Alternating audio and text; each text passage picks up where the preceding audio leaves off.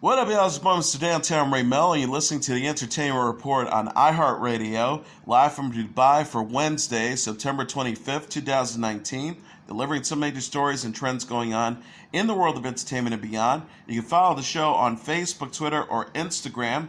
Facebook.com/Entertainment Report with Ray Melo, that's RAYMELO, on Twitter at The Enter Report, or on Instagram at The Entertainment Report. You can listen to the show anytime you want on iHeartRadio. Just go to iHeart.com or your iHeart phone app, search for The Entertainment Report, and it'll take you to the page. Netflix is giving a new glimpse of Aaron Paul and El Camino, a Breaking Bad movie. The streaming service released an official trailer for the film Tuesday featuring Paul as his Breaking Bad character Jesse Pinkman. The preview shows Jesse fleeing following the events of the Breaking Bad finale and finds refuge with Skinny Pete played by Charles Baker and Badger played by Mac Jones.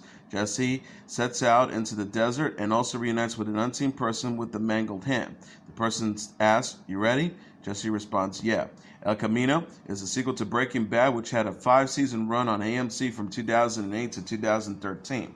The movie is written and directed by Breaking Bad creator Vince Gilligan and debuts October 11th on Netflix. Netflix previously released a teaser for El Camino showing Jesse listening to a radio report in his car.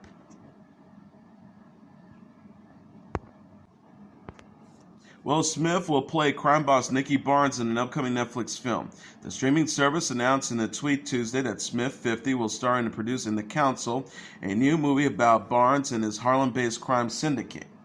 The post reads, Will Smith is set to produce and star as Nicky Barnes in The Council, the never-before-told story of Harlem's based criminal syndicate that sets out to create black equity and self-sufficiency during the 1970s and early 80s.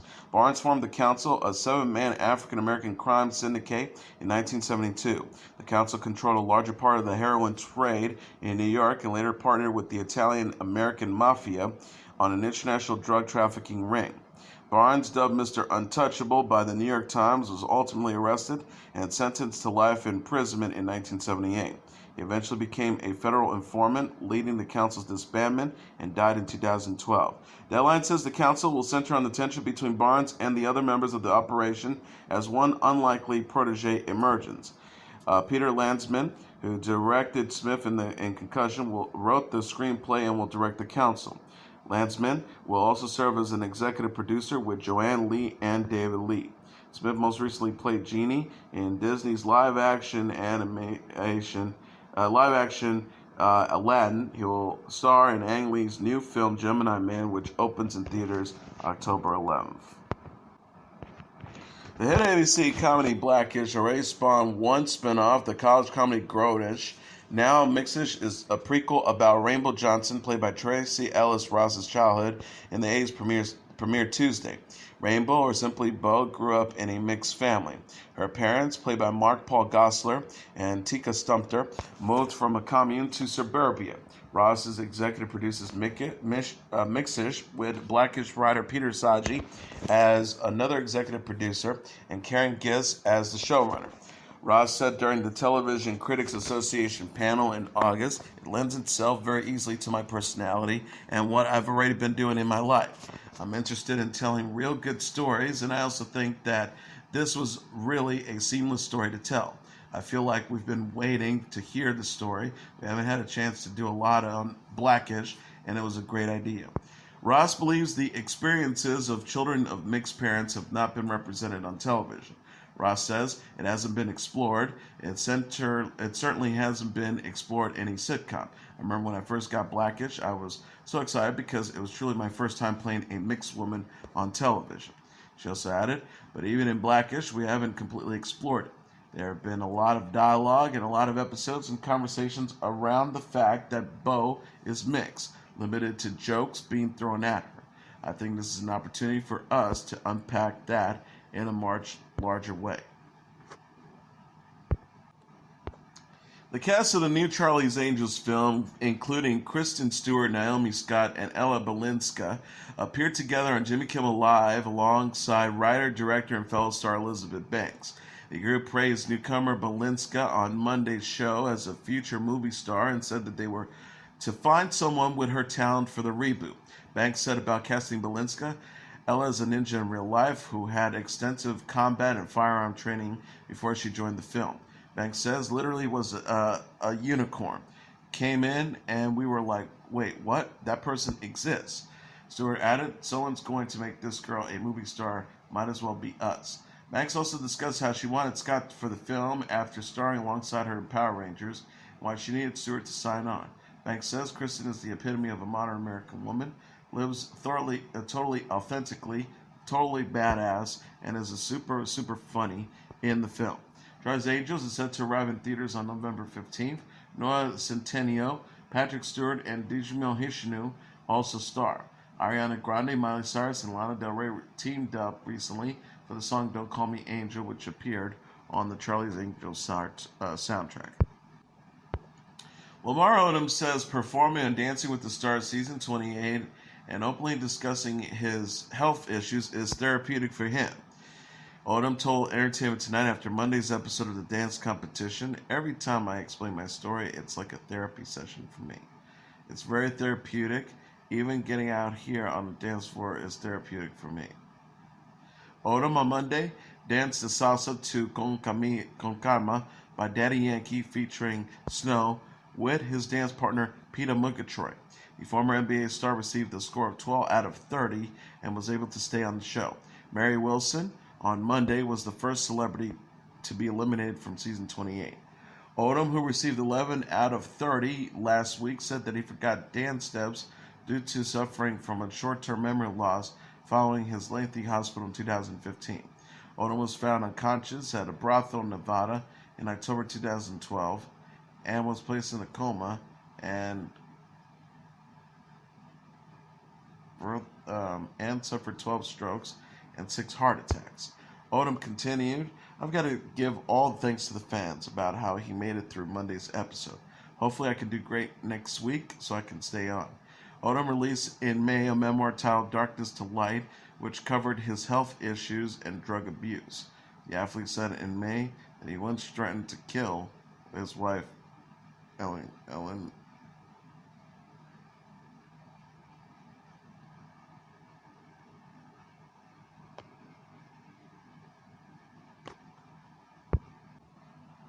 NCIS star Cote de Pablo is teasing her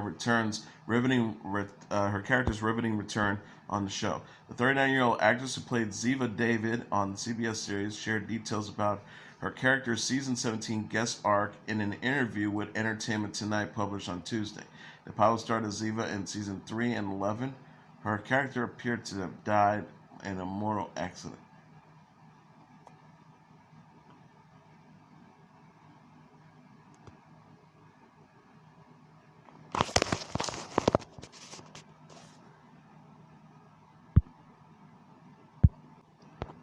Pablo starred as Ziva in seasons 3 and 11. Her character appeared to die in a mortar attack in season 11, but returned in the season 16 finale to warn Leroy Gibbs, played by Mark Harmon, he's in danger. De Pablo will appear in 5 episodes of season 17, which premieres on Tuesday.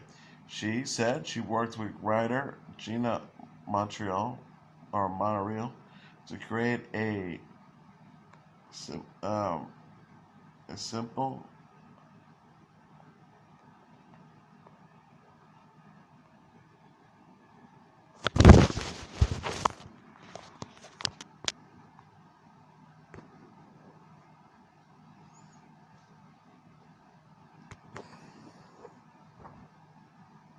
undercover operation that she's been working undercover to protect her family. Pablo says, then whatever would make her break that operation would have to be a legitimately important thing. She also added, I said, let's bring her back because Gibbs is in potential danger, and I think it's a legitimate reason to break anything, any kind of operation, and to justify potentially putting others in danger. The Pablo says Gibbs being in danger presents a high risk, life or death, for reasons for Ziva to break her cover. The star says no one just leaves an undercover operation for a simple reason. If that respect, then you're opening up a chapter that could potentially be compelling, complex certainly interesting at times, entertaining, but most of all, playing simultaneously. De Pablo also discussed her return during Tuesday's episode of The Rachel Ray Show. She said the 5 years Ziva has been missing played a crucial role in the new storyline. So the actress says, I thought coming back would be fantastic, and I thought, if we're going to bring me back, just make sure that you understand that the character's been gone for 5 years, and that obviously whatever she's been doing these 5 years are crucial. She added, if she disappeared, if she hasn't kept in touch with anyone, if she's in an undercover mission, make that relevant to the story. Make that beat complex and mysterious so that you can draw from that to make this riveting story. De Pablo previously said in 2016 that she left NCIS because the scripts weren't good enough for Ziva. Season 17 premiered on Tuesday at 8 p.m. Eastern Standard Time. CBS released a trailer for the new season featuring De Pablo in August.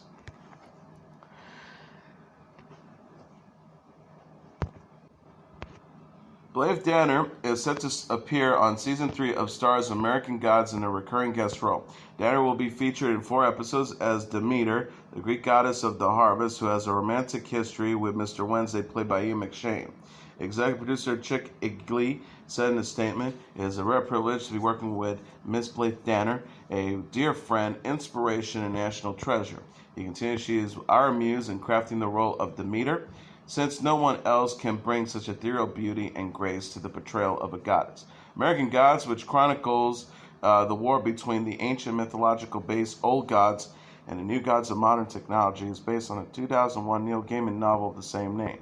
Ricky Whittle plays Shadow, Emily Browning plays Laura, Crispin Glover plays Mr. World, Yetai Badaki plays Bacillus, Bruce Langley plays Technical Boy, and Pablo Schreiber plays Matt Sweeney. Rock star Marilyn Manson will also be featured in the new season as the death metal singer and ancient berserker. Actor Terrence Howard received a star on the Hollywood Walk of Fame on Tuesday. The Hollywood Chamber of Commerce unveiled the 2,674th star at 6200 Hollywood Boulevard in front of El Centro. Howard stars as Lucius Lyon on the Fox drama Empire. He received Oscar nominations for roles in Crash and Hustle and Flow. He has also appeared in hits Iron Man, The Best Man, Big Mama's House, Four Brothers, and Red Tails. Directors Malcolm D. Lee and Dido Montel will introduce Howard at the ceremony. The actor thanked the Hollywood Chamber of Commerce and wife Mir Park, whom he remarried after their divorce, because without her I would not be here. Howard says he thought his career might be over before he got the role on Empire. Howard says a few years ago I was taken down by Hollywood and told I would never work again. He added, referencing to Fox's former chairwoman and CEO Dana Walden, then a young woman by the name of Dana Walden had faith in me. She allowed me to head her show. After appearing in Iron Man, Marvel recast his role with Don Cheadle in the sequel and future Avengers movies. Howard worked with Montel in 2009's Fighting following Iron Man. Howard says, Dido Montel taught me that what is greater about my character is his ability to show his weakness. You don't have to be strong in order to lie to be seen through you. Howard reflected on his earlier struggles in his career when Lee cast him in The Best Man. Howard says, I had just been fired off another job, Harlem Aria, the day before. Lee showed me the better man in me and allowed me to stand out in The Best Man and taught me what it means to be a gracious and heart-giving actor. Ashley Ross, Evan Ross, and Garrett Hudlin joined Lee and Montel to celebrate Howard. Howard also thanked his fans and friends for their loyal support, including actor Andre Royo, who was not present. Howard says, because of the love of Evan Ross, whose mother put him in my charge at 16, because of Andre Royo and friends like that, I will never be forgotten. Empire is in its final season and airs Wednesday at 9 p.m. on Fox. Demi Moore is looking back on her addiction to ex-husband Ashton Kutcher. The 56-year-old actress discussed her relationship with Kutcher, for whom she split in 2011 after 6 years of marriage, during Tuesday's episode of The Ellen DeGeneres Show. Moore said her codependency on Kutcher led to misguided attempts to save their marriage, including threesomes. Moore said of the threesomes, I don't think it should be implied that he instigated. He expressed something that was of a fantasy, and I agreed in my efforts to want to please and be what I think he wanted. She explained it was a misguided sense of not really wanting to look at the harder question of what was really missing, or in my case, because I really felt like I had created an addiction to him.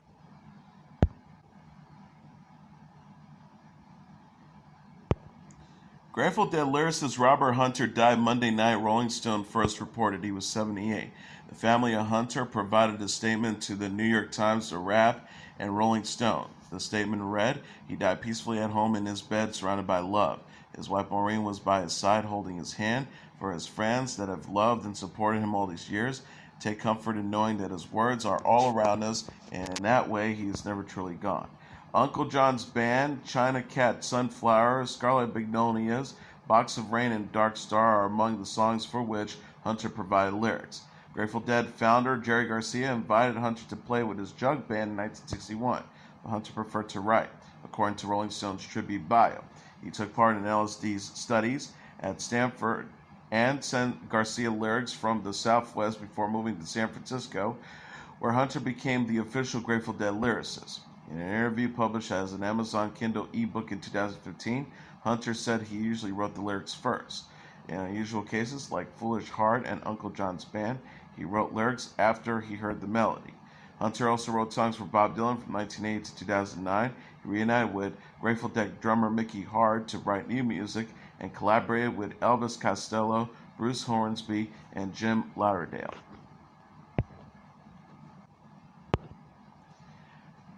Paul McCartney said on The Late Show with Stephen Colbert that he often dreams about his late Beatle bandmate and friend John Lennon. McCartney said Monday, "I love when people revisit you in your dreams," before the music legend described how he dreams about being in a band again with Lennon. The music legend continues, "I'm often with John just talking about doing something, and I come to get my bass ready to play, and it's covered in sticky tape. I have a lot of dreams about John, and they're always good." Earlier in the program, Colbert presented McCartney with an old candid photo of himself laughing next to Lennon. McCartney said the photo reminded him that he was friends with Lennon after the Beatles broke up. McCartney says, "It's a beautiful photo for me because it just reminds me of us working together and how cool it was." Lennon was fatally shot by a deranged fan in New York in December 1980 when he was 40 years old. McCartney also promoted The Late Show, his recent released children's book titled Hey Granddude. The book, inspired by McCartney's grandchildren, follows as a grandpa going on adventures with his grandchildren. McCartney said previously about penning more granddude stories, "If people like it and people want it, I'm sure I can think of some more." Opera star Placido Domingo announced Tuesday he will withdraw from his performances at New York's Metropolitan Opera after being accused of sexual harassment by 20 women. Domingo, 73, announced his withdrawal and denied that the allegations lodged against him in a statement to the New York Times one day before he was set to perform the lead role in Macbeth. Last month, multiple people accused Domingo of pressuring women into sexual relationships in exchange for professional favors. He said, "While I strongly dispute recent allegations made about me, and I'm concerned about a climate in which people are condemned without due process, upon reflection, I believe that my appearance in this production of Macbeth would distract from the hard work of my colleagues both on stage and behind the scenes. As a result, I have asked to withdraw, and I thank the leadership of the Met for graciously granting my request." The Met also issued a statement confirming Domingo's withdrawal after having previously stated that it would await the results of an investigation by the Los Angeles Opera, where Domingo is general director, before changing his planned appearance. The statement says the Metropolitan Opera confirms that Placido Domingo has agreed to withdraw from all future performances of the Met effective immediately. The Met and Mr. Domingo are in agreement that he needed to step down. In a separate statement, the Met announced that it would also suspend singer Victoria Gurgolo after the Royal Opera House suspended him and opened an investigation into reports of sexual misconduct. The Met says, following the alleged incident reported by the Royal Opera House concerning Victoria Gurgolo, the Met will suspend him with immediate effect from all future performances pending the outcome of the Royal Opera House investigation. Gurgolo was suspended from the Royal Opera House after he allegedly groped a female chorus singer during a curtain call while the company was on tour in Japan last week. Cyndi Lauper announced on Tuesday her plans to bring her 9th annual Home for the Holidays benefit concert to Los Angeles. Cyndi Lauper and Friends Home for the Holidays will be taking place December 10th at the Novo at LA Live. Tickets are set to go on sale on October 10th through Access.com. The star-studded lineup that will be joining Lauper at the event will be announced on the same day. The concert will donate 100% of the net proceeds to the benefit True Colors United, which fights to prevent and end homelessness among gay, lesbian, bisexual, transgender, queer, and questioning youth. Home for the Holidays was previously held at the Beacon Theater in New York City. Special guests over the years have included Pink, the late Lou Reed, Billy Corrigan, 50 Cent, Wanda Sykes, Susan Sarandon, Boy George, Sarah McLachlan, Salt Pepper, Aesop Rocky, Sharon Osbourne, Baby Reha, Tegan and Sarah, and Rosie O'Donnell, among others. Lauper said in a statement, "We've done the concert in New York City for 8 years, but this is and always has been a nationwide problem, a worldwide problem. We thought it would be nice to change the pace and really symbolic to show some love to the West Coast and having the concert in Los Angeles this year." She continued, "Up to 40% of all youth experiences homelessness are LGBTQ, while only 10% of the youth population identify as LGBTQ. Think about that. They are homeless because they are LGBTQ because of family rejection." Kenny Chesney will embark on a new stadium tour in 2020. The 51-year-old country music star shared plans Tuesday for his Chillaxification tour with Florida Georgia Line, Old Dominion, and Michael Franti and Spearhead. Chesney will kick off the tour April 18th in Arlington, Texas, and bring the venture to a close August 28th at Foxborough, Massachusetts. Tickets go on sale on October 2nd. Chesney tweeted, #NoShoesNation, I love playing for you anytime, anywhere, but stadium shows are always something so powerful. Come get your Chillaxification next month with at FLAGA Line, Old Dominion, and at Michael Franti. Well, Georgia Line confirmed the news on its Twitter account. The summer reads about the chillaxing with our boys at Chesney, Old Dominion, and Michael Franti next month. Chesney released his 17th studio album, Songs for the Saints, in April.